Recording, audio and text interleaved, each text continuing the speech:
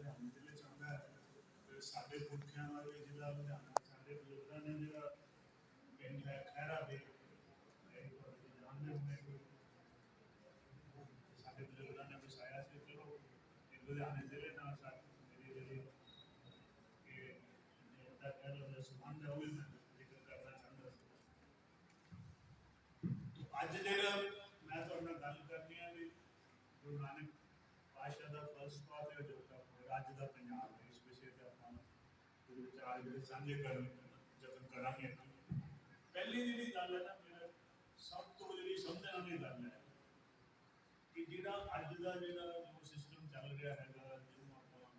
ਮਾਇਆਦਾਰੀ ਕਹਿ ਦਈਏ, ਸਰਮਾਇਆਦਾਰੀ ਕਹਿ ਦਈਏ, ਜਿਹੜੀ ਸਭ ਤੋਂ ਵੱਡੀ ਗੱਲ ਇਹਨੇ ਕੀਤੀ ਹੈ ਕਿ ਸਾਨੂੰ ਮਨੁੱਖ ਨੇ ਰਹਿਣ ਦਿੱਤਾ, ਸਾਨੂੰ ਇਹਨੇ ਸਾਡੇ ਤੋਂ ਸਾਡੀ ਮਨੁੱਖਤਾ ਖੋਲੀ, ਸਾਨੂੰ ਜਿਹੜਾ ਹੈਗਾ ਖਪਤਕਾਰ ਬਣਾਤਾ, ਸਾਨੂੰ ਮਸ਼ੀਨਾਂ ਬਣਾਤਾ। ਤੇ ਹੁਣ ਮਸ਼ੀਨਾਂ ਤੋਂ ਵੀ ਅੱਗੇ ਹੋ ਗਿਆ। ਹੁਣ ਆਪਾਂ ਜਿਹੜਾ ਮੈਂ ਕਹਾ ਜਦੋਂ ਦੇ ਸਮਾਰਟਫੋਨ ਦੇ ਆ ਗਏ ਆਪਾਂ ਅੰਕੜਾ ਬਣ ਗਏ ਡਿਜੀਟਲ, ਜਿਹੜੀ ਮਨੁੱਖ ਦੀ ਹੋਂਦ ਹੈ ਜਿਹੜੀ ਉਹ ਖਤਮ ਕਰ ਗਈ। ਜੇ ਆਪਾਂ ਇਹਨੂੰ ਕਹੀਏ ਨਾ ਤੇ ਇਹਨੂੰ ਕਿਹਾ ਜਾ ਸਕਦਾ ਅਮਾਨਵੀਕਰਨ, ਮਨੁੱਖਤਾ ਦੀ ਹੋਣੀ ਇਹਨੂੰ ਪ੍ਰਕਿਰਿਆ ਵਿੱਚ ਅਮਾਨਵੀਕਰਨ। ਮੇਰਾ ਇਹ ਮੰਨਣਾ ਕਿ ਜੇ ਦੁਨੀਆ 'ਚ ਕੋਈ ਫਲਸਫਾ ਹੈ ਜਿਹੜਾ ਮਨੁੱਖ ਨੂੰ ਦੁਬਾਰਾ ਮਨੁੱਖ ਬਣਾ ਸਕਦਾ ਹੈ, ਜਿਹਨੂੰ ਆਪਾਂ ਕਹੀਏ ਪੁਨਰ ਮਾਨਵੀਕਰਨ, ਦੁਬਾਰਾ ਪੁਨਰ ਤੋਂ ਦੁਬਾਰਾ, ਤਾਂ ਦੁਬਾਰਾ ਜਿਹੜਾ ਇਹ ਗੁਰੂ ਨਾਨਕ ਦਾ ਫਲਸਫਾ ਹੈ ਜਿਹੜਾ ਉਸ ਤੋਂ ਮਨੁੱਖ ਤੋਂ ਜਿਹੜੀ ਉਹਦੀ ਹੋਈ ਮਨੁੱਖਤਾ ਵਾਪਸ ਕਰ ਸਕਦਾ। ਇਹ ਸਮਝਣ ਵਾਲੀ ਗੱਲ। ਹੁਣ ਇਹ ਸਮਝਣ ਲਈ ਸਾਨੂੰ ਸਮਝਣਾ ਪਏਗਾ ਕਿ ਮਨੁੱਖ ਤੋਂ ਇਸਨੇ ਮਨੁੱਖਤਾ ਖੋਈ ਕਿੱਦਾਂ। ਮੈਂ ਉਹਦੇ ਤਿੰਨ ਚੀਜ਼ਾਂ ਦੱਸਦਾ ਵੀ ਜਿਹੜੀ ਇੱਕ ਤਾਂ ਇਹਨੇ ਕੀਤਾ ਕਿ ਮਨੁੱਖ ਦਾ ਹਜ਼ਾਰਾਂ ਸਾਲਾਂ ਦਾ ਤਜਰਬਾ ਸੀਗਾ ਕਿ ਦੋ ਵੱਡੇ ਪੱਖ ਨੇ, ਧਰਮ ਹੈ ਤੇ ਪੈਸਾ, ਜਿਹਨੂੰ ਆਪਾਂ ਆਰਥਿਕਤਾ ਤੇ ਨੈਤਿਕਤਾ ਕਹਿੰਦੇ ਹਾਂ। ਅੰਗਰੇਜ਼ੀ ਦੇ ਵਿੱਚ ਆਰਥਿਕਤਾ ਨੂੰ ਇਕਨੋਮਿਕਸ ਕਹਿੰਦੇ ਆ, ਨੈਤਿਕਤਾ ਨੂੰ ਐਥਿਕਸ ਕਹਿੰਦੇ ਆ। ਤੇ ਇਹ ਦੋਵਾਂ ਦੇ ਵਿੱਚ ਜਿਹੜਾ ਇੱਕ ਹਜ਼ਾਰਾਂ ਸਾਲਾਂ ਦਾ ਮਨੁੱਖ ਨੇ ਸਿੱਖਿਆ ਸੀਗਾ ਕਿ ਧਰਮ ਨੂੰ ਪੈਸੇ ਤੋਂ ਉੱਪਰ ਰੱਖਣਾ। ਹੁਣ ਜਿਹੜਾ ਉਹਨਾਂ ਨੇ ਕੀਤਾ, ਪੈਸੇ ਨੂੰ ਧਰਮ ਤੋਂ ਉੱਪਰ, ਐਥਿਕਸ ਨਾਲੋਂ ਇਕਨੋਮਿਕਸ ਨੂੰ ਉੱਪਰ ਕਰਤਾ, ਨੈਤਿਕਤਾ ਨਾਲੋਂ ਆਰਥਿਕਤਾ। ਇਹ ਮਨੁੱਖ ਦੇ ਗੁੱਸੇ ਦਾ ਸਭ ਤੋਂ ਵੱਡਾ ਜਿਹੜਾ ਮਨੁੱਖ ਤੋਂ ਉਹਦੀ ਮਨੁੱਖਤਾ ਕੋਈ ਇਹ ਵੱਡਾ। ਦੂਜੀ ਚੀਜ਼ ਕਿ ਸਾਡੇ ਜੋ ਪੂਰਵ ਦਾ ਤਜਰਬਾ ਜਾਂ ਸਭ ਤੋਂ ਜ਼ਿਆਦਾ ਜਿਹੜਾ ਫਲਸਫਾ ਜੋ ਦੁਨੀਆ ਵਿਕਸਿਤ ਹੋਇਆ ਉਹ ਪੂਰਵ ਦੇ ਵਿੱਚ, ਉਹਦਾ ਇੱਕ ਨਿਚੋੜ ਇਹ ਸੀਗਾ ਕਿ ਮਨੁੱਖ ਜਿਹੜਾ ਹੈਗਾ ਉਹਦਾ ਸਰਵੋਤਮ ਗੁਣ ਜਿਹੜਾ ਉਹ ਨਿਮਰਤਾ ਹੈ। ਪਰ ਜਿਹੜਾ ਪੱਛਮ ਦੇ ਸਰਮਾਏਦਾਰੀ ਦਾ ਜਿਹੜਾ ਫਲਸਫਾ ਉਹ ਤੁਹਾਡੇ ਹਉਮੈ ਪੈਦਾ ਕਰਦਾ। ਗੁਰੂ ਸਾਹਿਬ ਨੇ ਇਹ ਜਿਹੜਾ ਇੱਕ ਜਿਹੜਾ ਹੁਸਨ ਦਾ ਜਿਹੜਾ ਮਨੁੱਖਤਾ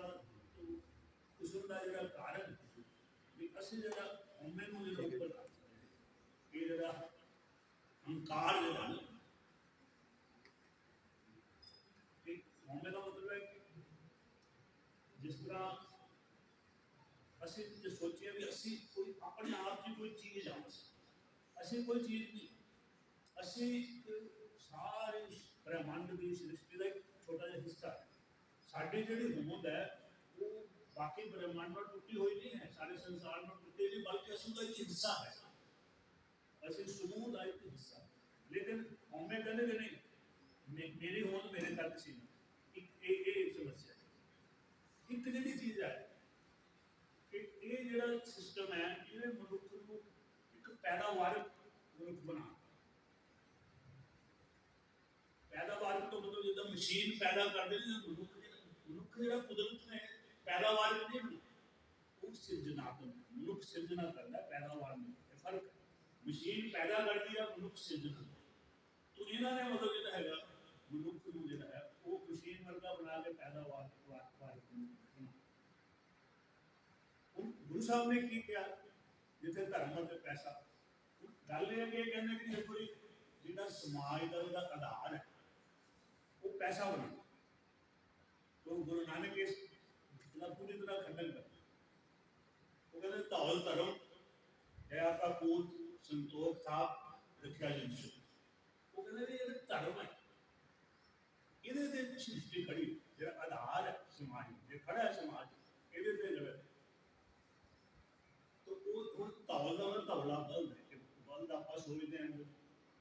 काल्पनिक कह लो कि ਉਹਦੇ ਸਿਰ ਦੋ ਸਿੰਘਾਂ ਦੇ ਲਈ ਹੈ ਸ੍ਰਿਸ਼ਟੀ ਕਰੀ। तो गुरु साहब कहते किहड़े सिंह ने दया के धर्म इन्हां दे सिर ते सृष्टि कायम है, पैसे दे सिर ते कायम नहीं। धौल धर्म दया का भूख संतोख था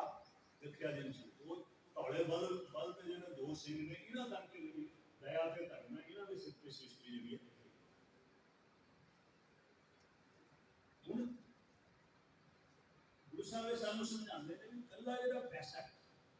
ਉਹਦੇ ਨਾਲ ਮਨੁੱਖ ਨੂੰ ਕਦੇ ਸੁੱਖ ਪ੍ਰਾਪਤ नहीं हो सकता। ठीक है, पैसा तो हमें चाहिए, हर पैसे भी सानू अपनी लोड़ां पूरियां करने लई पैसे की भी जरूरत है। लेकिन जे आप सोचिए कि कल्ला पैसा ही सानू सुख दे सकता है, जिस तरह का अज साडे देखो जिहड़ा कंज्यूमर कल्चर है, खपतकारी ये सानू दस दे मनुष्य जिहड़ा हैगा ਉਹਦਾ जीवन का यही उद्देश्य ही मंतव्य ये रह गया पैसा कमाओ तो पैसे नाल सुख सहूलतां करो जिन्हों अगर ऐश तो गुरु साहब कहते तुहाडा वहम है कल्ला पैसा खड़ा वो तुहानू जिहड़ा वो सुखी नहीं होंदा, खुशी नहीं दे सकदा, सुख नहीं दे। वो कहते भी किदां गुरबाणी कहते जिस तरह बहुत जिसे ग्रह चंद्र जिस ग्रह चोरी सो फिरे पर मंगा दोहू को बसता जो होता सोई सोएगा। जे पैसा हैगा जो तुहानू कोई ज्यादा आ गया तां तुहानू फिक्र लग जाए मेरा कोई कोल ना तां भी तुसीं चिंता होगी। जे थोड़ा हैगा तो तुसीं कहना जितों मंडी ले आके मैं इकट्ठा करना फिर कोई चक्कर च पै रहो इकट्ठा करना। तो ना ज्यादा दा पैसे दा तुहानू खुशी होएगी ना थोड़े नाल खुशी होएगी। तो की होएगा जे इन्हां दोवां चक्कर चों निकले संतुलन बैलेंस जीवन संतुलन रखना ये कोई खुशी प्राप्त हो सकती। अच्छा हम चलो दूसरा कहते पैसा है जो पैसा मनुख से हावी हो जाता है भारी हो जाता है फिर वो तुहानू खत्म कर। ये पैसा एक यह जी चीज है कि जिन्ना चਿਰ ਤੁਹਾਡਾ कंट्रोल ਇਹਦੇ ਉੱਪਰ है उन्ना चਿਰ ਤੁਹਾਡੇ ਲਈ फायदेमंद। लेकिन ਜਦੋਂ ਇਹਦਾ कंट्रोल ਤੁਹਾਡੇ ਉੱਪਰ हो गया फिर ਤੁਹਾਨੂੰ खत्म कर। माया होई नागरी जगत में लखाए जेड़ा भी इसकी सेवा करेगा फिर किसी को फिर खाए, जो इसकी सेवा करे किसी को फिर खाए।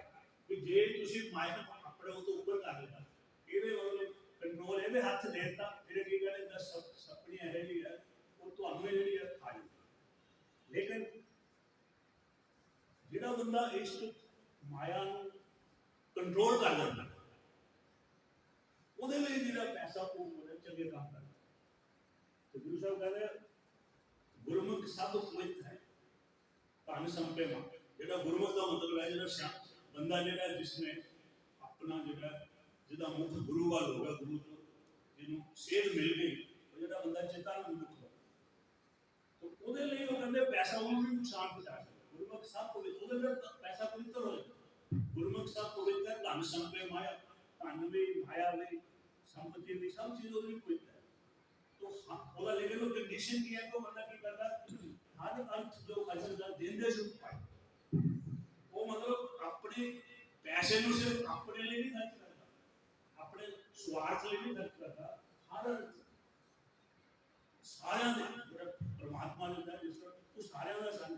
ਜਿਹੜਾ ਪੈਸਾ है ਜਦੋਂ ਸਾਰਿਆਂ ਦੇ भले भी खर्चा जाएगा हर जो खर्चदा देंदे सुख पाए। ये नहीं कि पैसा खो के तुहानू सुख मिलता, पैसा लोड़वंदां नूं दे के खुशी मिलती। हुण अगला चीज है कि जिहड़ी मैं तुहानू दस्सिया भी हौमे जो अंग्रेज ने ईगो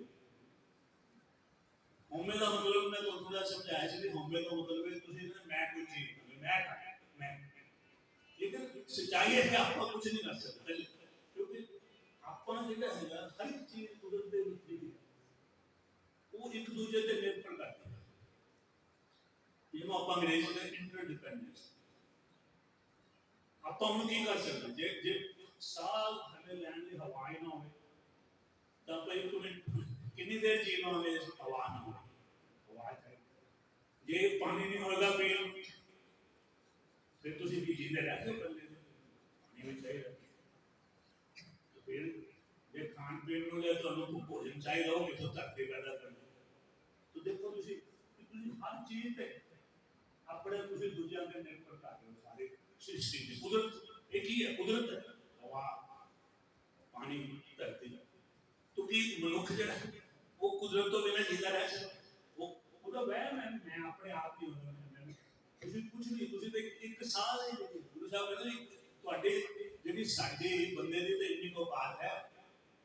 ਕਿ ਅਸੀਂ ਜਿਹੜਾ ਇੱਕ ਸਾਹ ਲੈ ਲਿਆ ਗੁਰੂ ਸਾਹਿਬ ਕਹਿੰਦੇ ਇਹੀ ਆਦਮੀ ਹੈ ਇੱਕਦਮ ਇੱਕ ਸਾਹ ਦੇ ਇੱਕ ਸਟਾਈਲ ਦਾ ਸਾਹ ਅੰਦਰ ਚਲਾ ਕਿਸੇ ਬੰਦੇ ਨੂੰ ਨਹੀਂ ਪਤਾ ਆਪਾਂ ਇੰਨੇ ਬੈਠੇ ਕਿ ਅਗਲਾ ਸਾਹ ਆਉਣਾ ਕਿ ਨਹੀਂ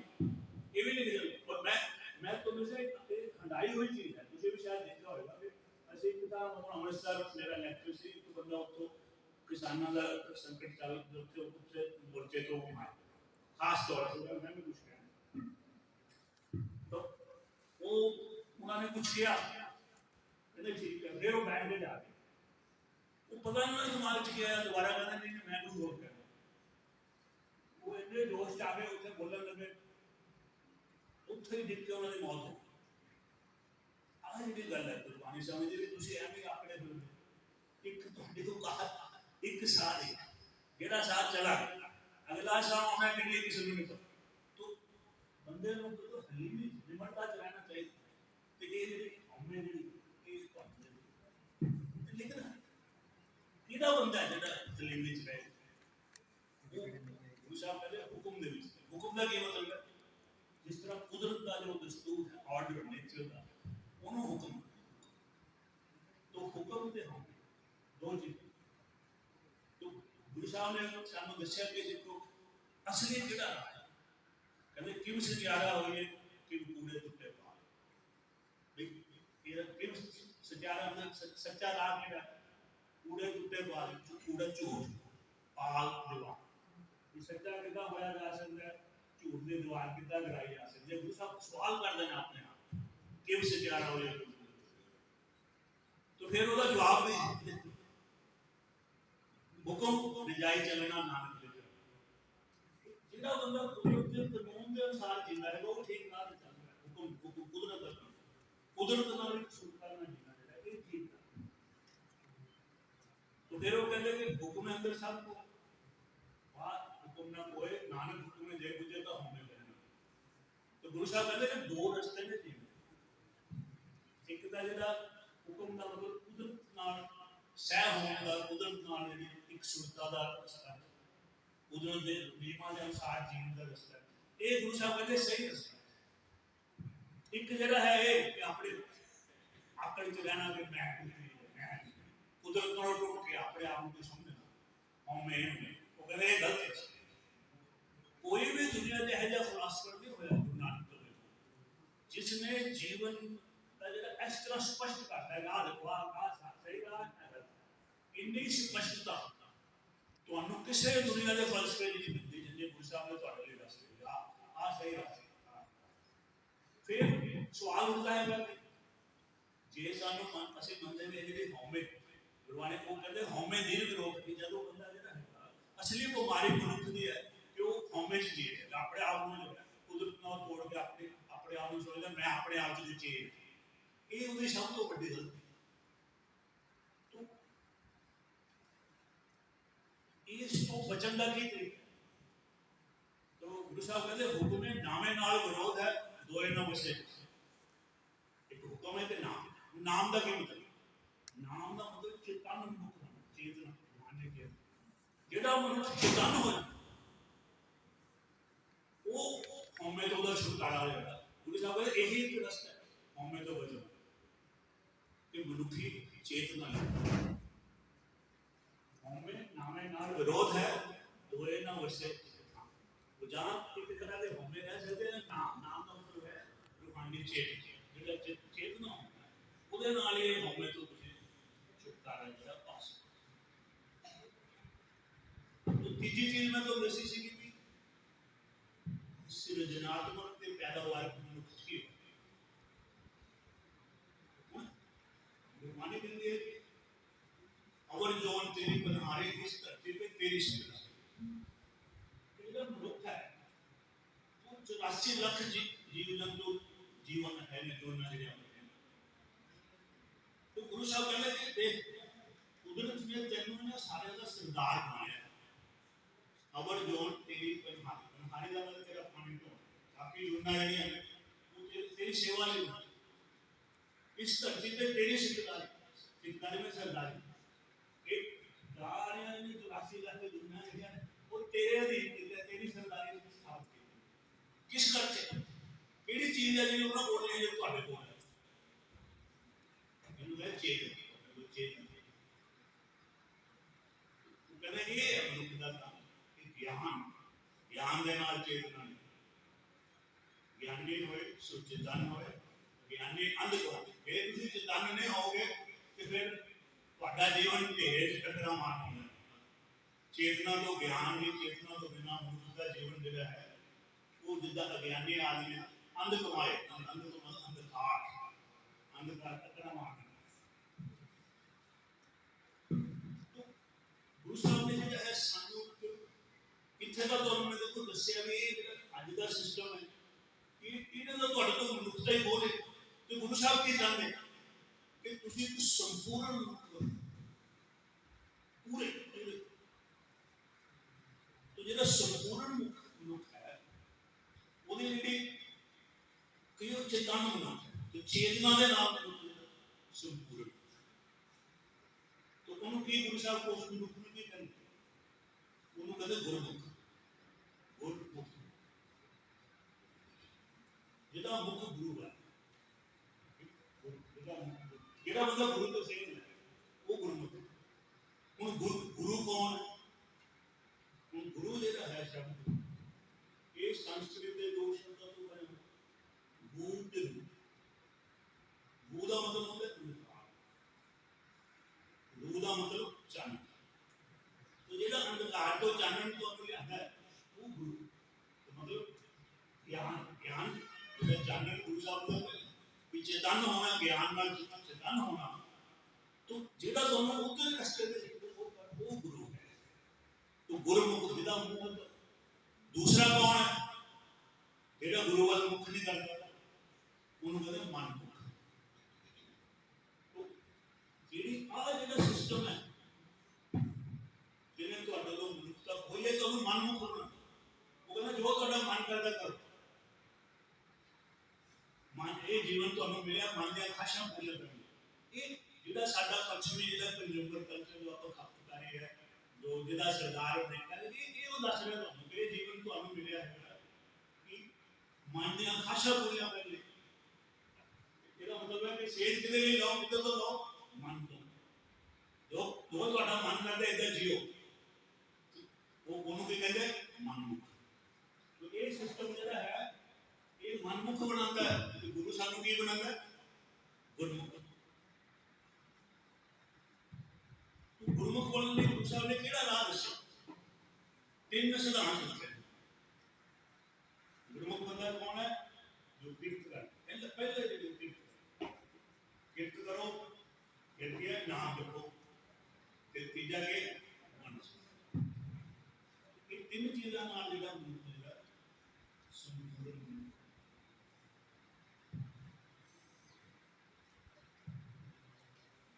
तो वो कहना उद्यम करेंगे जी तमाम सुख ये उद्यम मतलब कीर्त उद्यम एफर्ट ये है मनुष्य का जरा जीवन का जरा मकसद काल खाए किस मित्रों दे नाम राह पछाने से कीर्त करे और जरा है मान सके ये दूसरा कहने के मतलब ये है रास्ता जी जिन्हें सीख लिया कि जीवन का मतलब है नानक राह पछाने से उन्होंने जीवन का जरा है जरा रास्ता जरा सही रस्ते सही मार्ग पे चल जेड़ा गुरमुख हुण गुरमुख जेड़ा है वो संपूर्ण ये गुरु साहब गुरु नानक दा जेड़ा सिद्धांत पर हुण दुनिया दे विच ये जेड़ा सिद्धांत है इस नूं अमल च किने लिआंदे तुसीं दस सकदे हो ये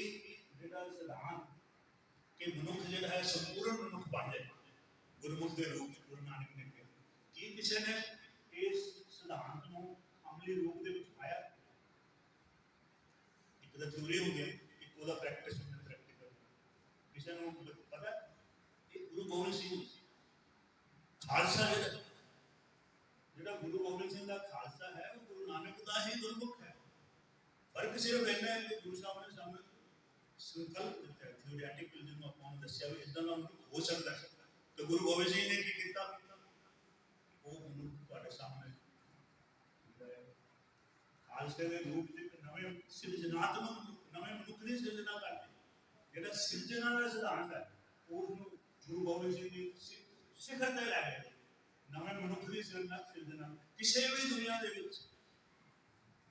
बहुत इनकलाब हुए, सिस्टम बदले, मनुख नहीं कोई बदल सके। ये सिर्फ सिख इनकलाब है जिहदे च नवे मनुख की सिरजना खालसे दे रूप। तो पर उसका जो आधार है सिद्धांत वो गुरु नानक गुरु गोबिंद सिंह का खालसा। तो ये जी जो किन्ने आप खुशकिस्मत साढ़े को फलसफा है जो परनाया हुआ है। ये नहीं है कि फलसफा सिर्फ फलसफा ही उन्होंने अमल च लिया गया और नतीजा साढ़े सामने आया। तो ये जी सी मैं संखेप के गुरु साहब का जो फलसफा है वो बारे थोड़ा जहा अपने विचार साझे किए। पर हूँ मैं जो दूजे विषय पे जो वो है कि अज का पंजाब हूँ की सोचते हो बच्चे भी सियाने वापस आ रहे कि जो अज का पंजाब लगता तुहानू कि आप गुरु का जो तुहानू सिद्धांत दसे भी आप अनुकूल जी ने अज का पंजाब वो अनुकूल जी रहा। देखो मैनू मतलब बड़ी दुनिया देखने का मौका मिले कहते अमरीका में 40 साल है मैं यूरोप लगभग दुनिया का हर हिस्सा देखा। मैं हम तुहानू दस्या भी जे दुनिया जो सब तो कोई गुरु के सिद्धांत तो दूर गए लोग पंजाबी भी जिम्मेदार है। जिन्हें असी कंज्यूमर कल्चर खपतकारी पंजाबियों ने अपनाया इन्ना में घट्टो घट्ट मैं नहीं देखा दुनिया के किसी वोट से। कितनी बड़ी दुकान की गल जिस धरती से एडा वड्डा फलसफा आया गुरु साहब ने फिर साबित गुरु नानक ने सानू एडा वड्डा फलसफा दिता जीण का सही ढंग सिखाया और गुरु गोबिंद सिंह ने अमली रूप दे दिता। ਉਹਦੇ बावजूद ਅੱਜ पंजाबी नहीं बन गए खपतकार। ਅਸੀਂ गुरु तो संपूर्ण मनुख के बनने के बजाय ਅਸੀਂ खपतकार बना। सब तो मैंने लगता है इस तो बड़ा दुनिया में कोई तूफान नहीं हो सकता अंग्रेजी ट्रेजेडी जिन्होंने लोगों को इन्ना असं एडे बड़े अमीर फलसफे के वारिस से साड़ी की हाल। अच्छा सवाल है कि होया कि नहीं ਉਹਦੇ ਬਾਰੇ मैं तो छोटे दो गल्लां पंजाब जिन्हें सानू ये किया जो संपूर्ण मनुख तो साडी होंद खपतकार बना। एक तो है जो हरा जिन्हों आप हराए हरे इनकलाब तो यही की चीज सी जिन्हें सानू इत्थे लिया के चले। मैं कहना कि जी साडी जी दुर्दशा हुई ਉਹਦੇ ਲਈ 50% है वो हरा इनकलाब जुम्मेवार है। बाकी जो 50% बचा कुचा वो अज का जो प्रवास वो जरूर हूँ हरे इनकलाब मोटे तौर पर होया है कि साड़ी जी अमीर किसानी सी उन्हें है जो तो दसिया कि मायाधारी सरमायादारी गलत जो तरीका है जिन्हों साढ़े गुरु तो उल्ट जो फलसफा उन्होंने सरदार अमरीका साढ़े अमीर किसानी ने उन्होंने गठजोड़ करके तो अपनी विरासत छड़ दी वो सरमायादार जमात बन गए किसान रहे और आप लफ्ज जट बढ़ते जोड़ा बंदा किरत को टुट जाता है वो जट बन एक किरती है जी जो है सही रस्ते पर तोड़ किरत तो अगे नाम जपना नाम जपना तो बन सकता पर शुरुआत किरत तो जो हम बुढ़ो ही में बड़ा गलत हो रहे फिर वो गलत रस्ते तो जिहड़ा सब तो बड़ा पंजाब जो खान वापरिया हरे इनकलाब कि जेडी इत्थे अमीर किसानी सी वो कीर्तनों टुट गई। हुण मैं तुहानूं अपनी जिवें मैं तां ही जिक्र कीता सी साडे पुरखियां दा भी जिहड़ा लुधियाना तो मैं तुहानूं दसदा चलो साडे चंगे सौखे सीगे जे आपां कहिए कि अमीर किसान से जिन्हां ने पिंड वसाया चलो बहुत तगड़ी जमीन सी लेकिन मैं तुहानूं दसदा कि मेरे नानी जी जिहड़े तुहानूं पता लगे कि किदां दे हुंदे सी अमीर किसानी जी हरे इनकलाब तो पहलां 4 बजे सवेरे 4 बजे साढ़े सीरी आਉਂਦੇ मतलब पट्ठे पान फिर तो साढ़े नानी जी जिन्होंने 60 पूछ ਤੁਸੀਂ ਦੇਖ ਲਓ ਕਿੰਨੀ ਜ਼ਮੀਨ ਹੋਈ ਤੇ ਕਹਿੰਦੇ ਸੌਖੇ ਹੀ ਕਹਿ ਸਕਦੇ ਉਹ 4 ਵਜੇ ਉੱਠ ਕੇ ਨਾਲੇ ਦਾ ਸੀਰਿਆਂ ਰੋਟੀ ਪਾਣੀ ਬਣਾਉਂਦੇ ਸੀ ਖਾਣ ਨਾਲੇ ਆਪਣੇ ਸਾਰੇ ਆਪਣੇ ਬੰਦੇ ਵੀ ਕੰਮ ਕਰਦੇ ਸੀ और औरतां ਜਿਹੜੀਆਂ ਘਰ ਦੀਆਂ ਜਿਹੜੀਆਂ ਇੰਨੇ ਅਮੀਰ ਕਿਸਾਨ ਦੇ ਪਿਛੋਕੜ ਵਾਲੇ 4 ਵਜੇ ਉੱਠ ਕੇ ਖਾਣਾ ਤਿਆਰ ਕਰਦੇ ਸੀ। ਹੁਣ ਦੇਖੋ ਕਿਤੇ ਜਾ ਕੇ ਅਮੀਰ ਕਿਸਾਨ ਨੇ ਕਿਸੇ ਨੇ ਕਦੇ ਜਾ ਕੇ ਦੇਖਿਆ ਮੈਂ ਦੇਖਿਆ ਕਿਸੇ ਨੂੰ ਇਹ ਵੀ ਨਹੀਂ ਪਤਾ ਕਦੀ ਖੇਤਾਂ ਵੜ ਕੇ ਵੀ ਨਹੀਂ ਦੇਖਿਆ ਕਿਸੇ ਨੇ ਉਹ ਕਲਾਸ ਨੇ ਉਹ ਜਮਾਤ ਦੇ ਕੀਰਤਨੋਂ ਟੁੱਟ ਗਏ ਇਸ ਕਰਕੇ ਉਹ ਜੱਟ ਬਣ ਜਦੋਂ ਮੈਂ ਕਾਲਜ ਪੜ੍ਹਦਾ 50 ਸਾਲ तो असं उन्होंने की कहते सी अमीर किसानों के बच्चों जोड़े किरत टुटे उन्होंने कहते काके अज के जो जट बने पहला असं काके बने काका हम पंजाब जो जटवाद है पहला काका हुआ हूँ ये आते थे अमीर किसानों के बच्चे जोड़े से वो कभी हूँ किरत जी कहोगे किरत सिर्फ ये नहीं होंगी कि खेत जाता है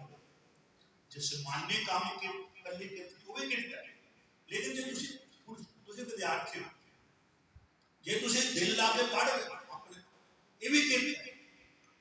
सिर्फ बहुत जी है टीचर उस्ताद तुहानूं पढ़ा रहे हैं बड़ी ईमानदारी नाल पढ़ा रहे हैं वो भी किरत कर रहे हैं तो किरत सिर्फ जिसमानी किरत तो चलो जेडे विद्यार्थी उन्होंने किरत की है कि वो दिल ला के मन ला के पढ़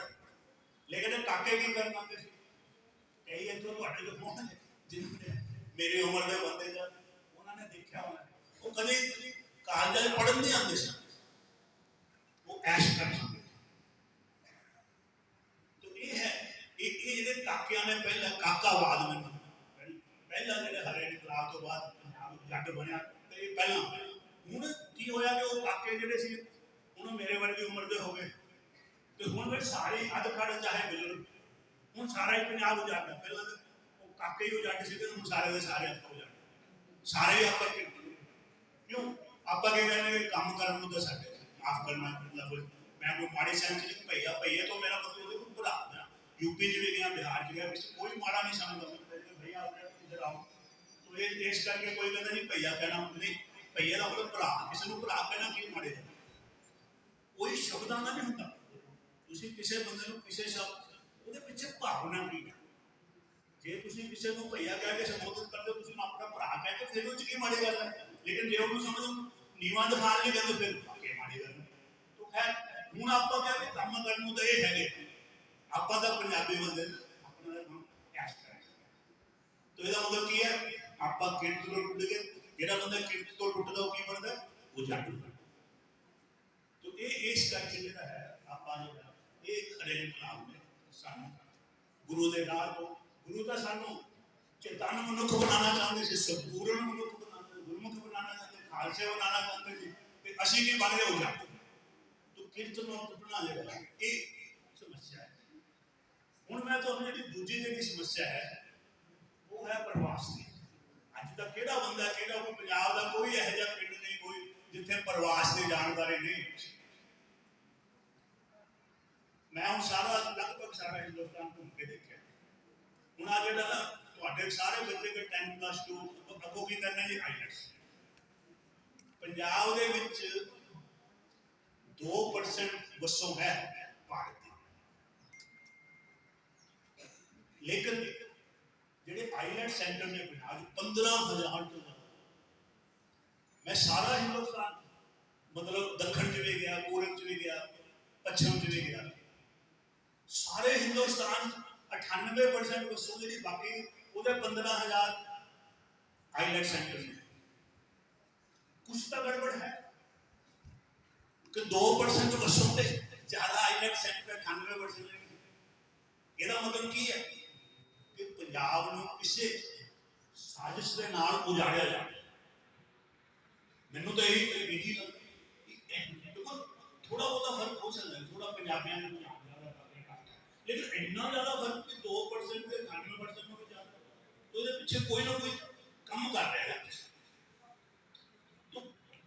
प्रवास कोई माड़ी गल नहीं, ना कोई नवी गल हुई है। प्रवास घट्टो घट 100 साल तो ज्यादा हो गया। जेड़ा पहला प्रवास है दुआबा खेतर शुरू हो अपने मालवे बहुत देर बाद, बल्कि 30-40 साल पहला तुम मालवे के किसी पिंड चले जाओ तो शायद ही पता कर मसा होगा जिन्होंने बंदा बाहर गया। हूँ तो चलो मालवा, हूँ तो सारा पंजाब है जगह, कोई यह जहा पिंड नहीं जितों हर पिंड की छो कोई परिवार ही नहीं जिसका कोई ना कोई बाहर ना गया। लेकिन पहला जगह से दुआबे चो प्रवास शुरू, तो दुआबे चो प्रवास क्यों शुरू हो कि दुआबे की वसों बाकी पंजाब नालों ज्यादा संघनी, उत्थे जमीन की मलकीयत जी वो घट गई। खेतीबाड़ी जो गुजारा नहीं चलता, जमीन थोड़ी सी, तो उन्होंने मजबूर हो गए बाहर जाना। वो वक्रा अज के प्रवास वक्रा प्रवास। तो वो लोग जो गए उन्होंने हड भरने मेहनत की बाहर, लेकिन वो लोग जो पहले प्रवासी से कभी अपने धरती को टुटे नहीं, अपने परिवार नहीं टुटे, अपने समाज में मेहनत उत्थे की, उन्होंने हड भरनी पैसा पंजाब से और उन्होंने अपने परिवार का कोई संभालिया, अपने इलाके का संभालिया। जाके दुआबे जाके देख सकते कि जिन्ने स्कूल बने, जिन्ने कॉलेज बने, हस्पताल बने, गुरुद्वारा साहब के नाल यात्रियों वाले कमरे बनवाए, ये किने बनवाए? ये सारे प्रवासियों ने। तो वो मैं नहीं कहूँगा यह प्रवास नहीं माड़ा हुआ, पंजाब का फायदा ही ज्यादा हो, लेकिन हुण का प्रवास नहीं कर रहे। हुण जो प्रवास है पंजाब को मुकम्मल तौर पर उजाड़ना, क्योंकि तीन चीज़ां चाहिए किसी भी समाज में विकास करना। एक मनुखी वसीला चाहिए, एक बौद्धिक वसीला पढ़े लिखे लोग, तीजा की है सरकार चाहिए। तीन चीज़ों का विकास होता है किसी हूँ ये प्रवासी तीनों चीज़ें बाहर लैके जाने। पहले प्रवासी तो बेचारे बाहर कमा के लिया से, हूँ तो इतना पैसा पंजाब तो बाहर जा रहा है कि साढ़े जिला नवे मुख्यमंत्री बने। मैं मसला बहुत चक्या कि पंजाब तो बहुत बड़े पद्धर से पैसा बाहर, तो किसी ने नहीं सुना। लेकिन चलो साढ़े नवे मुख्यमंत्री उन्होंने कहा, उन्होंने एक बयान दिता है कि 30,000 करोड़ रुपया हर साल पंजाब का प्रवास से रोक तो जो पंजाब का सालाना बजट है वह 20% बंद है। अच्छा हूँ मेरा जो तजर्बा है, मैं उत्थे जो देखा ये जो 30,000 करोड़ रुपए की गल हो रही है, ये वो पैसा है जो माँ बाप अपने फीसा जो खर्चे लिए बैंक राही भेज रहे हैं पैसे, लेकिन पैसा तो इस तो कई गुना ज्यादा जा रहा है। तुम जाके देखो उत्थे जाके साढ़े पैसे ये बेचारे विद्यार्थी जोड़े ये तो अपनी फीसा मसा दिते भी 30-40 लाख को पहला लगता 20 लाख साल की हर फीस देनी पड़े, उन्होंने उत्थे की बनाना, उन्होंने पैसा जो वाधू है हूँ। लेकिन अपने पंजाबी की कर रहे हैं, वो तो हजारा एकड़ जमीन मिली हुई है, वो तो बड़े बड़े शॉपिंग सेंटर बना रहे हैं, वो पैसा किसको आ रहा है? कोई विद्यार्थी बेचारे तो नहीं लिया, ये तो 30,000 करोड़ रुपया तो ये तो इन्हों भी खर्चे पाने का पैसा है। बाकी जो पैसा की है कि जमीन जायदाद बेच के सारा पैसा उधर जा रहा है। फिर जो साढ़े अफसर ने जायज नजायज ढंग जो पैसा बनाया लोगों को या जिन्होंने को दोनों वो सब लोग उत्थे पैसा कट रहे हैं। तो फिर आप बड़े इतने बड़े टॉर ना करें जो कभी वो कानून के मुल्क जो वो कानून के सच्ची मुच्ची मुल्क है, तो अरबों रुपया पंजाब तो गैर कानूनी ढंग ना उत्थे ले जाया जाता है। क्यों नहीं बढ़ते? क्यों नहीं बढ़ते? वो क्यों नहीं पूछते कि पैसा जो तुम साढ़े मुल्क से आया वो कहते सामने कोई गलत नहीं, पैसा जाओ जितना उन्होंने अंग्रेजी कहते नो क्वेश्चन आस्क्ड। ਸਾਡੇ ਤਾਂ ਕਿਸੇ ਨੇ ਹਾਲੇ ਇਸ ਜਿਹੜੀ ਤੁਹਾਨੂੰ ਸਮੱਸਿਆ ਦੱਸੀ ਹੈ ਕੋਈ ਚਿੰਤਾਦਾਰ ਨਹੀਂ ਕੀਤੀ, ਲੇਕਿਨ ਪਾਕਿਸਤਾਨ ਦੇ ਪ੍ਰਧਾਨ ਮੰਤਰੀ ਨੇ ਕੀਤੀ ਇਮਰਾਨ ਖਾਨ, ਉਹ ਤਾਂ ਰੂਸ ਗਏ ਸੀ, ਉਹਨੇ ਰੂਸ ਦੀ ਜਿਹੜੀ ਟੈਲੀਵਿਜ਼ਨ ਨੇ ਉਹਨਾਂ ਦੀ ਉਹ ਇੰਟਰਵਿਊ ਦੇਖੀ, ਉੱਥੇ ਉਹਨਾਂ ਨੇ ਕਿਹਾ ਕਿ ਅਰਬਾਂ ਰੁਪਇਆ ਜਿਹੜਾ ਖਰਬਾਂ ਖਰਬਾਂ ਕਹਿੰਦਾ ਵੀ ਸਾਡੇ ਗਰੀਬ ਦੇਸ਼ਾਂ ਦੇ ਇਹ ਜਿਹੜੇ ਸਰਮਾਏਦਾਰ ਦੇਸ਼ ਹੈ ਸ਼ਾਮ ਦਾ ਲੁੱਟ ਰਹੇ ਨੇ, ਉਹ ਕਹਿੰਦਾ ਅਸੀਂ ਕੀ ਕਰੀਏ, ਉਹ ਕਿਸੇ ਖਾਤੇ 'ਚ ਨਹੀਂ, ਅਸੀਂ ਵਾਪਸ ਕਿੱਦਾਂ ਲਈਏ ਪੈਸੇ, ਉਹ ਪੁੱਛਦੇ ਹੀ ਨਹੀਂ, ਉਹ ਕਹਿੰਦਾ ਅਸੀਂ ਤਾਂ ਤਾਂ ਨਹੀਂ ਲਿਆ ਸਕਦੇ, ਸਾਨੂੰ ਕਾਨੂੰਨੀ ਦੱਸਣ, ਉਹ ਕਹਿਣਗੇ ਇਹ ਪੈਸਾ ਕਿੱਥੋਂ ਲਿਆਏ, ਉਹ ਫਿਰ ਪਾਕਿਸਤਾਨ ਸਰਕਾਰ ਨੂੰ ਪੁੱਛਣਗੇ ਪੈਸਾ ਕਿੱਥੋਂ ਲਿਆਏ, ਫਿਰ ਕਹਿੰਦਾ ਸਾਡੇ ਕਾਬੂ ਆ ਜਾਂਦੇ ਲਿਆਓ ਨਾ ਪੈਸਾ ਕਿੰਨਾ ਵਾਪਸ ਲਿਆਓ, ਉਹ ਕਹਿੰਦਾ ਜੀ ਸਾਡੇ ਕੋਲ ਕੋਈ ਵਾਪਸ ਲਿਆਉਣ ਦਾ ਜ਼ਰੀਆ ਨਹੀਂ, ਉਹ ਕਹਿਣ ਦਾ ਭਾਵ ਹੈ ਕਿ ਅੱਜ ਦੇ ਦਾ ਪ੍ਰਵਾਸ ਹੈ ਇਹ ਪੂਰੀ ਤਰ੍ਹਾਂ ਪੰਜਾਬ ਨੂੰ ਬਰਬਾਦੀ ਦੇ ਰਾਹ ਤੇ ਲੈ ਜਾਂਦਾ। ਇੱਕ ਤਾਂ ਇਹ ਹੈ ਕਿ ਸਾਡਾ ਇਹ ਤਿੰਨੇ ਚੀਜ਼ਾਂ ਜਿਹੜੀਆਂ ਵਿਕਾਸ ਵਾਸਤੇ ਚਾਹੀਦੀਆਂ ਉਹ ਸਾਡੇ ਤੋਂ ਦੂਰ ਹੋ ਰਹੀ ਹੈ। ਦੂਜੀ ਚੀਜ਼ ਕੀ ਹੋ ਰਹੀ ਹੈ, ਦੂਜੀ ਚੀਜ਼ ਹੋ ਰਹੀ ਹੈ ਕਿ ਪੰਜਾਬ ਦੇ ਵਿੱਚ ਅਗਰ ਇੱਕ ਪੰਜਾਬੀ ਬਾਹਰ ਜਾ ਰਿਹਾ, ਕਿਉਂਕਿ ਪੰਜਾਬੀਆਂ ਦੇ ਪ੍ਰਚਾਰ ਕੀਤਾ ਜਾ ਰਿਹਾ ਕਿ ਪ੍ਰਵਾਸ ਜਿਹੜਾ ਮਾਫੀਆ ਦਾ ਪ੍ਰਚਾਰ ਕਰ ਰਿਹਾ ਕਿ ਪੰਜਾਬ ਨੂੰ ਰਹਿਣ ਦੇ ਕਾਬਿਲ, ਅੱਛਾ ਪੰਜਾਬੀ ਤਾਂ ਜਾ ਰਹੇ ਲੇਕਿਨ ਇੱਕ ਅੰਦਾਜ਼ਾ ਜਿਹੜੇ ਅੱਜ ਦੇ 2011 ਤੋਂ 2021 ਦੀ ਮਰਦਮਸ਼ੁਮਾਰੀ ਜੋ ਸੈਂਸ ਉਹਦੇ ਅੰਦਰ ਆਪਾਂ ਅੰਕੜੇ ਦੇਖੀਏ ਤਾਂ ਪੰਜਾਬ ਦੀ ਵਸੋਂ ਵਧੀ ਹੈ,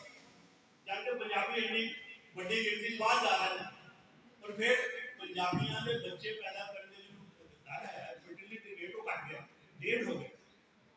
तो साड़ी का वर्षों बहुत घटनी चाहिए थी, तो साड़ी का वर्षों उल्टा बहुत बढ़ गई है, कि क्यों बढ़ी है, एक पंजाबी जा रहा है तो घट्टो घट 3 गैर पंजाबी पंजाब आ गए, एक तो झूठ साबित हो गया, जिथे करनी नहीं कुछ नहीं, जेडे रहन दे काबिल जगह नहीं वो तो उजड़ेगी, लेकिन इतने तो लगातार और लोग आ रहे हैं आगे बस रहे इधर उधर से झूठ बोल रहे हैं, पर उसकी समस्या की अगलियां जो आए 2011 2031 में जो मरदमशुमारी हुई तो एक संभावना बन गई है कि असली लोग इसे पंजाब से असली इतने अपने सूबे की घट गिनती बन गई, फिर की होएगा कि असली घट गिनती होगी साडा सभ्याचार कितना बचेगा, फिर तो उन्होंने लोगों का कई लोग दिल्ली दे पंजाब का बहुत लोग आते हैं वो साडे जन बोलन वो भाई जन वो होता है थोड़ी गिनती वाले घट गिनती वाले बहुत गिनती जल होंगे, असली पंजाबी बहुत गिनती घट गिनती सी वो साडे जल हो जाते, वो साडे बच्चे तो वो उन्होंने बहुत गिनती असली घट गिनती होंगे वो साडे जल होंगे साडे बच्चे उन्होंने जल होंगे, ये हो चीज़ आपने डाल साडे कोलों तो पंजाब ही साडा कुछ है, फिर वो कहते हैं कनेडा पंजाब बना देंगे, असली कैलिफोर्निया पंजाब बना देंगे, असली पुराने साल मैं घट्टो घट 40 साल इस तो बड़ा झूठ कोई हो नहीं सकता, चलो ਆਪਾਂ ਇੱਥੇ ਆਪਾਂ ਪੰਜਾਬੀ ਆਪਾਂ ਚਲੋ ਪੰਜਾਬੀ ਹੋਣ ਦਾ ਮਾਣ ਨਾ ਕਰਦੇ ਸਾਡਾ ਸੁਭਾ ਤੁਸੀਂ ਅੰਦਾਜ਼ਾ ਲਾ ਲਓ ਮੈਂ ਵੀ 40 ਸਾਲ ਹਟਾਇਆ ਅਸੀਂ ਉੱਥੇ ਮਤਲਬ ਜਿਨ੍ਹਾਂ ਨੂੰ ਆਪਾਂ ਜਿਹੜੇ ਗੈਰ ਪੰਜਾਬੀ ਹੈ ਜੋ ਆਪਾਂ ਪੰਜਾਬੀ ਲੋਕ ਉਹਨਾਂ ਨੂੰ ਸਮਝਦੇ ਰਹੇ ਹਾਂ ਉਸ ਤੋਂ ਕਿਤੇ ਘਟਿਆ ਸਾਡੂਆਂ ਦੀ ਜੋ ਬੋਲੇ ਲੋਕ ਸਾਨੂੰ ਸਮਝਦੇ तो ਅਸੀਂ ਇੱਥੇ ਇੱਜ਼ਤ ਮਾਣ ਨਾਲ ਰਹਿ ਰਹੇ ਸੀ ਉੱਥੇ ਜਾ ਕੇ ਦੂਜੇ ਨਹੀਂ ਤੀਜੇ ਦਰਜੇ ਦੇ तो खास करके बहुत सारे जट जा रहे हैं इतने उत्ते जट्टां दे जट इत्थे दा असीं बड़े मान नाल कहंदे जट उत्थे तुहाडा जट नूं कौन पुछदा उत्थे जाके तुसीं की करना तुसीं उह ट्रक चलाने तुसीं उहनां दी तुसीं उह नौकरियां करनी जो करना नहीं चाहते तो सब तो की है कि ट्रक चलाओ सिक्योरिटी गार्ड बनो पीजे डिलीवर करो जां मतलब कि खेतां च काम करो और चलो काम दा वैसे कोई माड़ा नहीं तो सब तो ज़्यादा साढ़े काम के टॉयलेट की इतने मैं देखे ऐसे घर ना कई जो उत्तर आए ने बिहारी यूपी वाले उन्होंने कई ने घर में सफाई करो वो कहते जी हम टॉयलेट नहीं क्लीन करते टॉयलेट तो साढ़े तो इंडी भी नहीं तुम जाके देखो जिन्ने टॉयलेट होते जितने बाहर इंग्लैंड चले जाओ अमरीका चलो कनाडा चलो आप कह लिखा हुआ बिल है गरेवाल के उत्थे फिर असीं कहना बेशक मैं कहना कोई माड़ी गल नहीं है काम करना, लेकिन जेड़ा है बड़ा कि जे हुण तुसीं बच्चे बैठे जे तुहाडे च समर्था डॉक्टर बन गए इंजीनियर बन गए प्रोफेसर बन गए IAS अफसर बन गए तुसीं जाके लोकां दे टॉयलेट क्लीन कर दो चंगी गल है हाले के टॉयलेट क्लीन करना कोई माड़ी गल नहीं कि जेड़ा बंदे ने साइंटिस्ट बनना सी डॉक्टर बनना सी इंजीनियर बनना सीगा वो जाके टॉयलेट क्लीन करने लग गया जिन्ने मर्जी पैसे बना लेकिन वो भावना नहीं टाइम तो नहीं कोई टाइम ऐसा मैं तो छोटी जी गल करते किवें मनुष्य दी जेहड़ी कहंदी ये भी भावना के केड़ा तुसीं काम कर हुण अपने कल्ले पैसे नाल गल नहीं करनी एक सन जिहदे मैं गल सुनाने लगा मैं जानदा हां निजी गल तो वो ट्रक चलाते ड्राइवर और उनको पैसा चंगा बना लिया उन्होंने बच्चे बड़े अच्छे स्कूल पढ़े उत्थे हुण जो बच्चे जाते स्कूल वो दूजे बच्चे पूछते तेरा डैड की करता है मेरा डैड काम करता है मेरा इंजीनियर है मेरा प्रोफेसर है तेरा डैड की करता है मेरा ट्रक चलाता है वो बच्चे हंसते हुण जो अपने ट्रक ड्राइवर ਜਿਹੜੇ ਜਦੋਂ ਬਹੁਤ ਹੱਡ ਭਰਮਾ ਉੱਥੇ ਟਰੱਕ ਚਲਾਣਾ ਬਹੁਤ ਔਖਾ ਹੈ ਪੰਜਾਬ ਵਰਗਾ ਨਹੀਂ ਉੱਥੇ ਜਿਹੜੀ ਆਪਣੇ ਦਾ ਪੱਧਰੀ ਜਗ੍ਹਾ ਹੈ ਉੱਥੇ ਬੜੀ ਉੱਚੀ ਨੀਵੀਂ ਜਗ੍ਹਾ ਹੈਗਾ ਤੇ ਸਾਡੀਆਂ ਬਰਫ਼ ਪੈ ਜਾਂਦੀ ਹੈ ਤਿਲ ਵੀ ਜਾਂਦਾ ਬਹੁਤ ਮੁਸ਼ਕਲ ਕੰਮ ਉਹ ਥੱਕੇ ਟੁੱਟੇ ਆਉਂਦੇ ਆ ਰਾਤ ਨੂੰ ਕੀ ਕਰਦੇ ਵੱਡੀ ਵੱਡੀ ਟੀਵੀ ਹੈ ਤੇ ਬੀਅਰ ਪੀਂਦੇ ਹੁੰਦੇ ਨੇ ਲੱਤਾਂ ਉੱਪਰ ਟੀਵੀ ਦੇ ਉਹ ਉਹਨਾਂ ਦੀ ਇੰਜੋਇਮੈਂਟ ਉਹ ਬੰਦਾ ਨਾ ਰਿਲੈਕਸ ਕਰ ਰਿਹਾ तो सच्ची गल है सुनी सुनाई तो बच्चा आके कहते हैं डैड तुम सी कोई चंगा काम कर सकता कहना वे मैं स्कूल जाना बाकी सारे बच्चे कहते तेरा मेरा प्यो ये करता है कि जब मैं कहना मेरा प्यो ट्रक चलाता है तो फिर कहना मेरे वो बंदे को पीरिया से अपने जाए पर इतना गुस्सा आया उन्होंने बच्चे का वो कुटापा किया वो कहना मेरा बात करता तो मैं अगर रिलैक्स करना मैं तो पता उत्थे भी जे किसी बच्चे ने नशा पुट्टोगे तो की मिशन होंगे वो अज पंजाब सब उत्थे की हो जाए इतने भी जरूरी अपना नाना पुट्टोया किसी ने तो कुछ कहना ही नहीं उत्थे तुसी किसी बच्चे ने हाथ उठाओगे तो बच्चे उत्थे कहते नाइन नाइन एक नंबर उसे वेले पुलिस आएगी तुहाडे प्यो ने मां ने मारिया उसे वेले पुलिस पकड़ के ले जेल च डाल तो ये गल्लां ने एवें इन्हां दा ने सारे सच्चाइयां दस तो ये भी जरूरी है कि बंदा वो काम करे जिस चीज परमात्मा ने जिस जरूर काबिल बनाया तो साडे तो पता नहीं तुसीं बैठे हो किन्नियां ने केड़ी केड़ी किसी दी काबिलियत जे तुसीं उस ते काबिलियत दे नहीं बनोगे कोई छोटा बड़ा और काम कर लोगे तो फिर तुहाडी जिंदगी च खुशी नहीं तुहानूं तो तुहानूं लगेगा मेरे च अधूरा पाना मैं यार की बन सकदा सी मैं की किते ना किते जाके ਤੁਹਾਨੂੰ ਗੱਲ ਚਾਹੇ ਤੁਹਾਡੇ ਕੋਲ ਅਰਬਾਂ ਖਰਬਾਂ ਰੁਪਏ ਆ ਜਾਏ ਲੇਕਿਨ ਤੁਹਾਨੂੰ ਯਾਰ ਮੈਂ ਉਹ ਨਹੀਂ ਜੋ ਮੇਰੇ ਸਮਰੱਥਾ ਰੱਖੇ ਉਹਦੇ ਮੈਂ ਰੱਬ ਨੇ ਦਿੱਤੇ ਸੀ ਮੈਂ ਉਹ ਨਹੀਂ तो ये चीज है कि ये ਆਪਾਂ ਨੂੰ ਸੋਚਣਾ ਪਏਗਾ ਕਿ ਇਹ ਜਿਹੜੀ ਪ੍ਰਵਾਸ ਦੀਆਂ ਇਹ ਸੱਚਾਈਆਂ तो आखिर ਜਿਹੜੀ ਹੁਣ ਮੈਂ ਗੱਲ ਨੂੰ ਸਮੇਟਾਂਗੀ तो ਜ਼ਾਹਰ है कि गुरु नानक ਦਾ ਫਲਸਫਾ ਕੀ ਸੀ ਅਸੀਂ ਕੀ ਬਣ ਗਏ तो ਪੰਜਾਬ ਦੇ ਸਿਰਫ ਸਾਡੇ ਜਿਹੜੀ ਦੁਰਦਸ਼ਾ ਜੋ ਹੈ ਸਿਰਫ ਇਹ ਨਹੀਂ ਕਿ ਅਸੀਂ ਜਿਹੜੇ ਸੰਪੂਰਨ ਮਨੁੱਖ ਦੇ ਨਾਂ ਦੇ ਤਖਤਕਾਰ ਬਣ ਗਏ ਉਸ ਤੋਂ ਵੀ ਘਟਿਆ ਹੋ ਗਿਆ ਲੇਕਿਨ ਨਾਲ ਸਾਡੀ ਧਰਤੀ ਵੀ ਜਿਹੜੀ ਸਾਡੀ ਹਵਾ ਵੀ ਸਾਡਾ ਪਾਣੀ ਉਹ ਵੀ ਨਹੀਂ ਬਚਿਆ ਕਿ ਅਸੀਂ ਜਿਹੜਾ ਹੈ ਹਰੇ ਪੰਜਾਬ ਦੇ ਵਿੱਚ ਇਹ ਪੰਜਾਬ ਜਿਹੜਾ ਮੈਂ ਪਹਿਲਾ ਪੰਜਾਬ ਦੇਖਿਆ ਪਹਿਲਾਂ ਇੱਥੇ हर घर जगह अपने आप जगह सुगंध अपने बहुत घट चीज़ा मैं तो देखा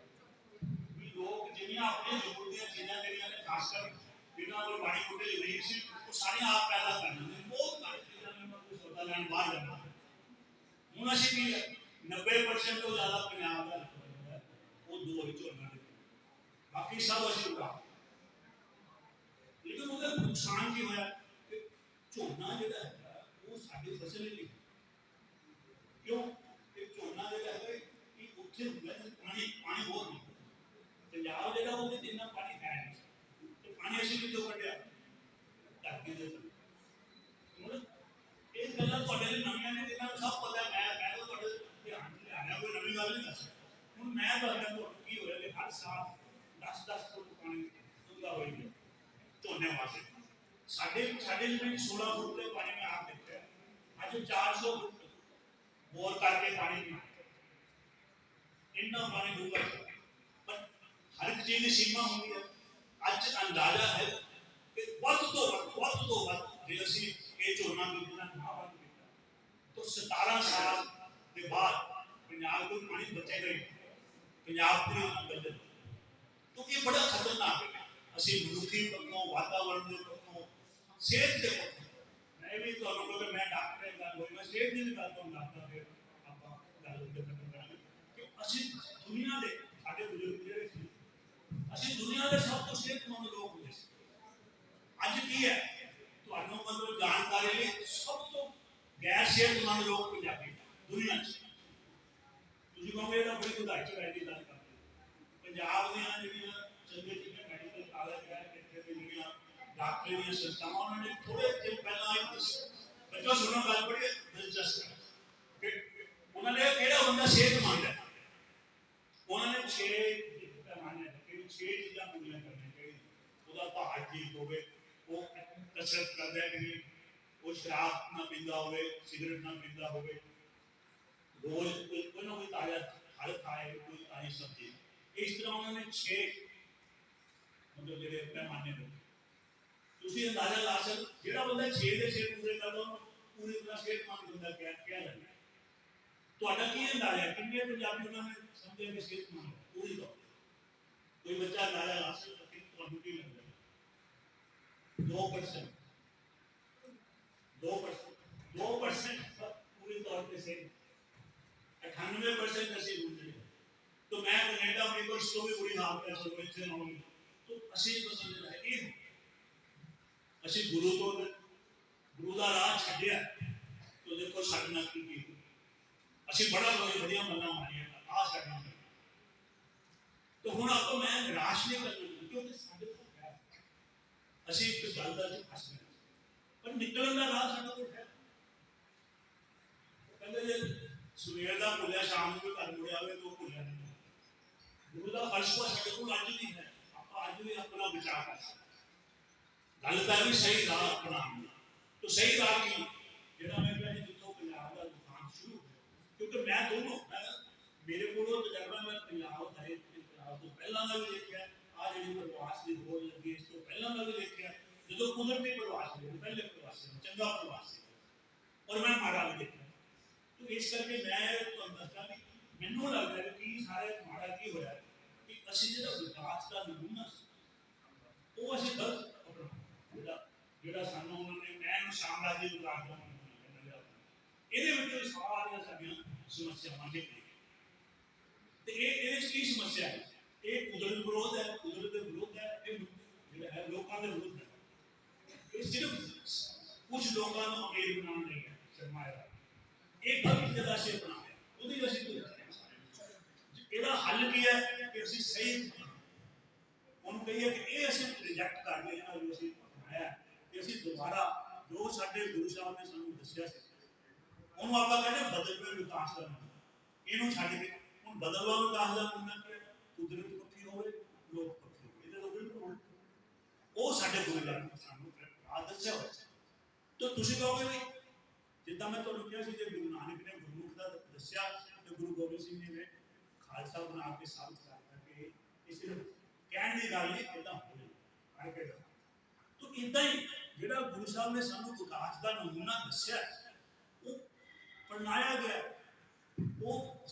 ਜਦੋਂ ਪੰਜਾਬ 1849 ਦਾ ਪੰਜਾਬ ਸੀ ਮੇਰੀ ਤੁਹਾਡੀ ਆਖਰੀ ਗੱਲ ਹੈ ਕਿ 1849 ਜਦੋਂ ਪੰਜਾਬ ਗੁਲਾਮ ਨਹੀਂ ਹੋਇਆ ਸੀ ਜਦੋਂ ਸਾਡਾ ਆਪਣਾ ਰਾਜ ਸੀ ਅਸੀਂ ਉੱਥੇ ਵਾਪਸ ਜਾ ਕੇ ਦੇਖੇ ਕਿਦਾਂ ਦਾ ਪੰਜਾਬ ਸੀ ਸਾਰੀ ਦੁਨੀਆ ਤੋਂ ਅਮੀਰ ਪੰਜਾਬ ਸੀ ਸਾਡੇ ਖਜ਼ਾਨੇ 'ਚ ਇੰਗਲੈਂਡ ਨਾਲੋਂ ਜਿਹੜੀ ਉਸ ਵੇਲੇ ਸਭ ਤੋਂ ਵੱਡੀ ਤਾਕਤ ਸੀ ਸਾਡੇ ਕੋਲ ਜ਼ਿਆਦਾ ਪੈਸਾ ਸੀ ਸਾਡਾ ਤੋਸ਼ਾਖਾਨਾ ਹੁੰਦਾ ਜਿੱਥੇ ਹੀਰੇ ਜਵਾਹਰਾਤ ਸਾਰਿਆਂ ਤੋਂ ਕੀਮਤੀ ਹੀਰੇ ਜਵਾਹਰਾਤ ਪੰਜਾਬ ਕੋਲ ਸੀ ਤੁਸੀਂ ਕਹੋਗੇ ਇਹਦਾ ਸਬੂਤ ਕੀ ਹੈ ਜਦੋਂ ਪੰਜਾਬ ਅੰਗਰੇਜ਼ਾਂ ਨੇ ਸਾਡੇ ਤੋਂ ਲਿਆ ਤੇ ਸਾਡੇ 5 ਸਾਲ ਦੇ ਵਿੱਚ ਬੱਚੇ ਜਿਹੜੇ ਮਹਾਰਾਜ ਜਗੀਰ ਸਿੰਘ ਗੱਦੀ ਤੇ ਬੈਠੇ ਤੋਂ 9 ਸਾਲ ਦੇ ਹੋ ਗਏ ਸੀ 5 ਸਾਲ ਦੇ ਬੈਠੇ ਤਾਂ ਉਹਨਾਂ ਦੀ ਜਿਹੜੀ ਪੁਸ਼ਾਕ ਸੀ ਉਹਦੇ ਖੱਬੇ ਕੋਣੇ ਤੇ ਇੱਕ ਹੀਰਾ ਲਟਕਦਾ ਹੁੰਦਾ ਸੀ ਉਹਨੂੰ ਤੇ ਕੋਹੇ ਨੂਰ। ਅੱਜ ਉਹ ਹੀਰਾ ਕਿੱਥੇ ਹੈ? ਜਿਹੜਾ ਬ੍ਰਿਟਿਸ਼ ਜਿਹੜਾ ਸਾਰਿਆਂ ਤੋਂ ਵੱਡੀ ਦੁਨੀਆ ਦੀ ਤਾਕਤ ਸੀ, ਉਹਦਾ ਤਾਜ ਜਿਹੜਾ ਕਰਾਉਂ, ਉਹਦੇ ਉੱਪਰ ਸਭ ਤੋਂ ਵੱਡਾ ਹੀਰਾ ਕਿੱਥੇ ਹੈ? ਕੋਹੇ ਨੂਰ। ਪੰਜਾਬ ਦਾ ਹੀਰਾ ਉਹਨਾਂ ਦੇ ਸਿਰ ਤੇ ਚੜ੍ਹ ਕੇ ਅੱਜ ਵੀ ਬੈਠਾ। ਇਹ ਹੈ ਪੰਜਾਬ ਦਾ। ਫਿਰ ਆਪਾਂ ਲੋਕ ਵਿਦਿਆ ਦੀ ਗੱਲ ਕਰਦੇ। 1830 ਦੇ ਵਿੱਚ ਪੰਜਾਬ ਦੀ ਸਾਖਰਤਾ ਦਰ, ਲਿਟਰੇਸੀ ਰੇਟ 100% ਸੀ। ਸਾਰਾ ਪੰਜਾਬ ਪੜ੍ਹਿਆ ਲਿਖਿਆ। ਔਰ ਉਸ ਵੇਲੇ ਦੀ ਸਭ ਤੋਂ ਵੱਡੀ ਤਾਕਤ ਇੰਗਲੈਂਡ ਹੈ। ਉੱਥੇ ਕੋਈ ਪੜ੍ਹਨਾ ਲਿਖਿਆ ਜਾਣਦਾ ਹੀ ਨਹੀਂ ਸੀ ਸਿਵਾਏ ਸ਼ਾਹੀ ਖਾਨਦਾਨ। 1870 ਦੇ ਵਿੱਚ 1830 ਚ ਸਾਰਾ ਪੰਜਾਬ ਪੜ੍ਹ ਲਿਖ ਗਿਆ। 1870 ਚ ਇੰਗਲੈਂਡ ਦੇ ਵਿੱਚ ਬ੍ਰਿਟਿਸ਼ ਲਿਟਰੇਸੀ ਐਕਟ ਬਣਦਾ ਹੈ। ਉੱਥੇ ਕਾਨੂੰਨ ਬਣਾਏ ਕਿ ਲੋਕਾਂ ਨੂੰ ਪੜ੍ਹਾਉਣਾ ਵੀ ਚਾਹੀਦਾ। ਤੇ ਸਾਡਾ ਪੰਜਾਬ ਦੇਖੋ, ਉੱਥੇ 0% ਸਾਡੇ 1830 100% ਲੋਕ ਪੜ੍ਹੇ ਲਿਖੇ ਸੀ। ਤਾਂ ਕੀ ਇਹ ਸਾਬਤ ਨਹੀਂ ਕਰਦਾ ਕਿ ਗੁਰੂ ਦਾ ਦੱਸਿਆ ਮਨ ਸਾਨੂੰ ਕਿੱਥੇ ਪਹੁੰਚਾ ਸਕਦਾ? ਅਸੀਂ ਕਿੱਥੇ ਸੀ ਤੇ ਕਿੱਥੇ ਆ ਗਏ? ਜਦੋਂ ਅਸੀਂ ਗੁਰੂ ਦੇ ਰਾਹ ਤੇ ਚੱਲੇ ਤੇ ਕਿੱਥੇ ਸੀਗੇ? ਜਦੋਂ ਅਸੀਂ ਗੁਰੂ ਨੂੰ ਬੇਮੁਖ ਹੋਏ ਤੇ ਕਿੱਥੇ ਪਹੁੰਚ ਗਏ? ਤਾਂ ਇਹੀ ਆਪਾਂ ਤਾਂ ਹੀ ਮੈਂ ਦੋਨੋਂ ਚੀਜ਼ਾਂ ਅੱਜ ਦੇ ਵਿਸ਼ੇ ਨਾਲ ਜੋੜੀਆਂ ਸੀ। ਗੁਰੂ ਨਾਨਕ ਦਾ ਫਲਸਫਾ ਤੇ ਅੱਜ ਦਾ ਪੰਜਾਬ, ਕਿ ਅੱਜ ਦੇ ਪੰਜਾਬ ਦੀਆਂ ਦੋ ਸਮੱਸਿਆਵਾਂ ਨੇ। ਸਾਨੂੰ ਨਿਰਾਸ਼ ਨਹੀਂ ਹੋਣਾ ਚਾਹੀਦਾ, ਬਲਕਿ ਉਹਦੇ ਤੋਂ ਸਬਕ ਲੈਣਾ ਚਾਹੀਦਾ ਕਿ ਕਿਹੜਾ ਰਾਹ ਹੈ, ਰਾਹ ਲੱਭਣਾ ਚਾਹੀਦਾ। ਨਿਰਾਸ਼ਾ ਨਾਲ ਗੱਲ ਨਹੀਂ ਬਣਦੀ, ਰਾਹ ਲੱਭਣਾ ਚਾਹੀਦਾ। ਰਾਹ ਜਿਹੜਾ ਉਹ ਗੁਰੂ ਦਾ ਦੱਸਿਆ ਹੋਇਆ। ਬਹੁਤ ਬਹੁਤ ਧੰਨਵਾਦ।